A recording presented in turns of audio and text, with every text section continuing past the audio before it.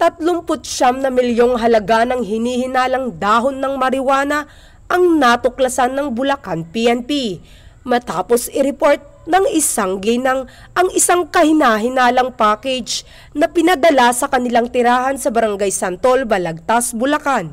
Pinamunuan ito ni Police Colonel Satur Edjong, Provincial Director ng Bulacan Police Provincial Office, katuwang ang Balagtas PNP sa pagpapatupad ng batas. Base sa inisyal na investigasyon ng mga otoridad, personal na nagtungo ang isang ginang upang iulat ang natanggap na package ng kanyang asawa mula sa isang delivery service. Ang naturang kargamento na pinadala ng isang alias Paul mula Toronto, Canada. Agad na umaksyon ng Balagtas PNP kasamang isang kagawad ng barangay at kinatawan ng Department of Justice upang kumpirmahin ang nasabing ulat. Dito na natuklasan sa loob ng package ang 52 na nakasilyadong plastic na naglalaman ng high-grade marijuana na may timbang na 26 kilo.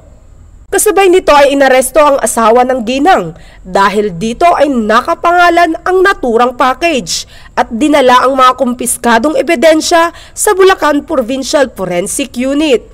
Nahaharap ang suspect sa kasong paglabag sa RA 9165 o Comprehensive Dangerous Drugs Act of 2002. Patuloy ang investigasyon ng Balagtas PNP ang naturang insidente upang matukoy ng mga otoridad ang koneksyon, mga taong sangkot at kung gaano kalawak ang operasyon ng sindikato. Samantala, pinuri ni Police Brigadier General Rodrigo Atienza Maranan, Regional Director ng Police Regional Office 3, ang mabilis na aksyon ng Balagtas PNP sa nasabing insidente.